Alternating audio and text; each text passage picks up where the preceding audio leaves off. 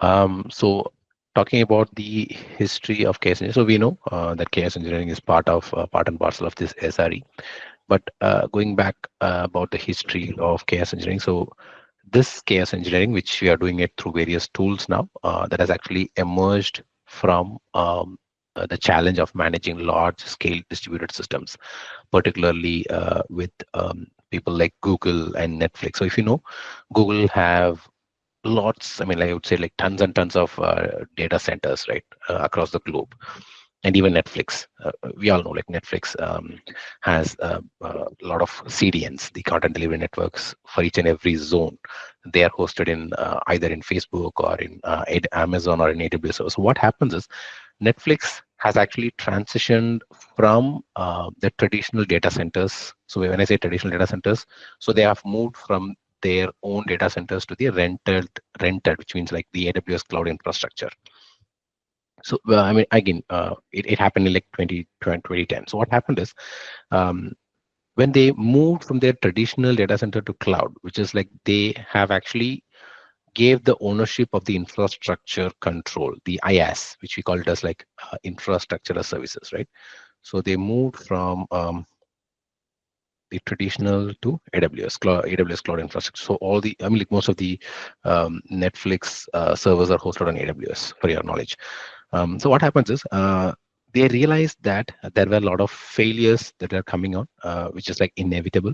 And rather than waiting for the outages to occur, what happened is the basics of SRE. What they did is they proactively tested it. So for that, they have actually come up with this idea of proactively testing. So even before the outage occurs, they themselves have emulated the outage. So that's what Netflix did when they moved their tool for their infrastructure, their data from the traditional on-prem to cloud, that is to AWS. So to achieve this, they themselves have developed an inbuilt tool which is called as Chaos Monkey, which normally the name itself tells you, right? It's a kind of a monkey character which randomly do break things, which randomly terminate the instances in their infrastructure to see how their system work. Like what happens if I'm breaking an if I'm terminating an instance, is it resilient? So because of this, because of all these kind of, not just that, they do a lot of other activities as well. So because of this, what happens is again it's the process, right? So they have like a lot of engineers who pour in a lot of inputs based on their real-time production incidents. So what happens is slowly it evolved into a bigger framework, so which they called as simian army. It was a very famous word. So how we call it as literacy line performance testing. This Simian Army has actually came up with, which included a lot of tools which simulated different types of failures. So because of this, over time, the principle of this chaos engineering has actually spread beyond the Netflix. Because after that, everybody, like everyone, have moved their on-prem, like at least not the complete on-prem, but at least they have moved half of it. Like the organizations have kept the sensitive data on their side, but rest everything that they feel that they do not impact their regulations, the data regulations, they have moved it outside to the AWS or to the Azure, right? Which actually, I mean, like the moment they actually moved, that's where the concept of DevOps and SRE practices have evolved. So they have come up widely. So it all started in 2010 with Netflix, who have migrated from their traditional uh, setup to AWS. And as part of that, to do this proactive testing, they have come up with a lot of processes and they developed an in-house tool which is called as Chaos Monkey, where now we are doing it with all the Kubernetes and everything, right? So before that, they were doing it with the servers, the virtual servers, the EC2 instances, and everything. So because of that, they were able to achieve what they wanted to do, because they themselves have make the system's failure to make that what could be the reason to get the system failed.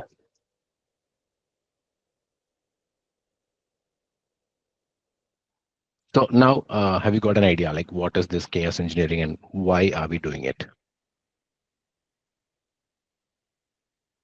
Any doubts until this point, like what is chaos engineering and how does it has evolved and how does it brought the processes or like the whole new way of working, like the DevOps and the SRE? So to basically break the system only, that is the chaos. It's not just breaking, because even performance testing we do the breaking part, right? Yes. The thing is, we have to find or we have to emulate different types of failures, right? When I say, see, there is a small difference between breaking and simulating failures. When you say you break, what is the objective of it?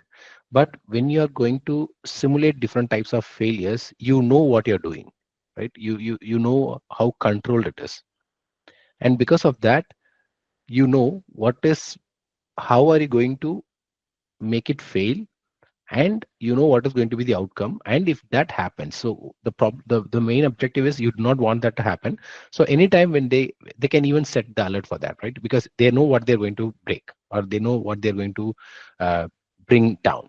So if that same scenario has happened in their production, they have actually set up all these alerts. So that alert will tell them that something is going to happen, some failure is going to happen, so please be aware of it or make some resilient for that. So what happens is, out of that they make several processes. So if something goes down, so for example, even the pods, if some of the pods goes down, automatically the worker nodes will bring the other pods up and running. So when they have like multiple pods, some of the pods will be able to handle the load, and some of the other pods, if they are in the crash back loop or if they are in the error condition, automatically they write a scenario where if something goes wrong, the worker nodes will kill that automatically, and then they will create a new pods for that. So these are some of the ways where they keep their system resilient. So as I told you, it's like zero budget error. So because if something goes wrong in their production, that will definitely have an impact in their revenue. But when they are doing it in their non-prod or in the pre-prod, they'll be able to manage the issue, or they'll be able to at least keep things in control.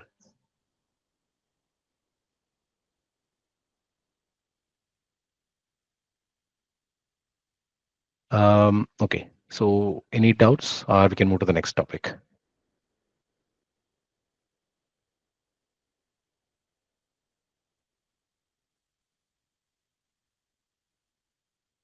Okay, I'll take it as a no, and then I'll move to the next topic. So we are going to see.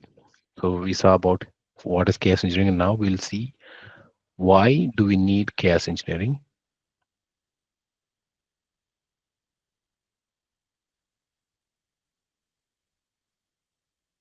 in SRE. So why? I mean, like, what is the reason, or like why we need it? So firstly, in SRE, the reliability is the paramount part. So when I say paramount, it's the everything of SRE, because chaos engineering helps the team in various ways. And the first of it is identifying weak points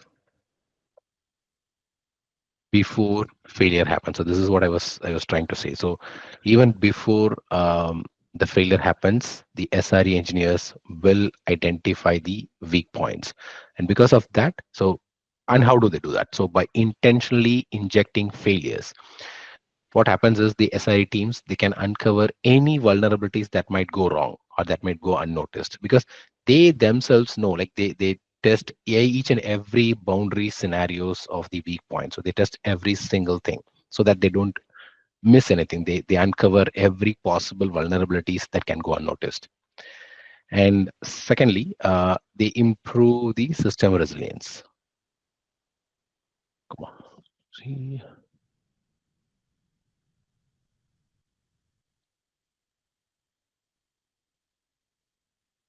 So when I say improving the system resilience, so few words, like even in your interview, these words will definitely help you. Like use words like reliability, resilience, because these are some of the things which the interviewer might expect from you. So when I say about resilience, so the engineers, they will actually keep on observing how the system reacts to disruptions, which help to refine any recovery strategy. Say, for example, if um, they are making some chaos to the system, and that makes some disruptions, like for example, even that could be a kind of pod deletion. So what happens when you delete the pods? Automatically the service will go down, right? So at that time, they can understand how does the recovery works. Does the control plane talks to the worker nodes to get the pods up and running, or is that the worker nodes they themselves created, or the control plane? So every single part inside the Kubernetes, do they coordinate properly, or how does it work? They normally have their coordination properly based on their built-in system, but still at their end, how does it work? Because they have multiple systems, they'll be having multiple API servers. Does do I mean do do those API servers properly call the next APIs, or they really connect to the next one and they bring the system reliable? So to check everything, to check the system, how they react for disruptions. So that's what the observing are improving the system resilience.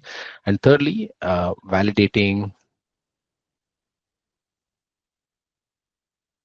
automated remediation. Yeah, remediation. So what we do is many SRE teams, so they implement self-healing mechanisms, as I told you.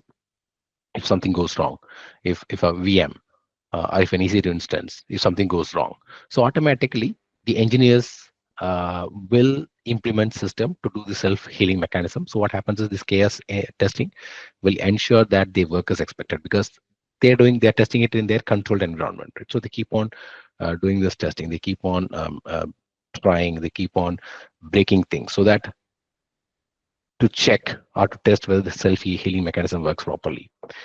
And then the enhancing of incident responses. So most of the times the SRE engineers will have to run behind the incidents if something goes wrong, the production issues. If some user says I'm not able to watch something, or if my request is failing at some point of time. So these real kind of incidents occur, and these engineers who have practiced handling these failures through this chaos experiments, because they know, right, they have tested it already. So when some issue comes in, like for example, if a particular user in a particular region could not access a particular set of data, a particular set of inputs, so what happens is, yes, so they know, like, if this is a error, what could be the reason for that? So they immediately jump into that. They can respond faster and they can solve things more effectively, because they know what is going to happen, and if it happens, what is going to be the resolution solution for that. So that's how I'm telling you, it's they have um, the response for any incidents will be enhanced, will be like very quicker. And finally, by doing all this, so as an SRE engineer, if you do all these, like identifying the weak points, improving the system resilience, validating the automated remediation, and enhancing incident response, by doing all this, by default, any engineer who is part of the system, even a new engineer who joins the team, will know what to do and how to do, right? So it in turn increases the confidence for the users, for the SRE engineers. So instead of assuming that new code won't break in production. So the chaos experiments provide evidences that services can withstand disruption. So that's the level of confidence that has been built, because they keep on doing all these in terms of the testing. So let's move quickly to the litmus chaos. I'll just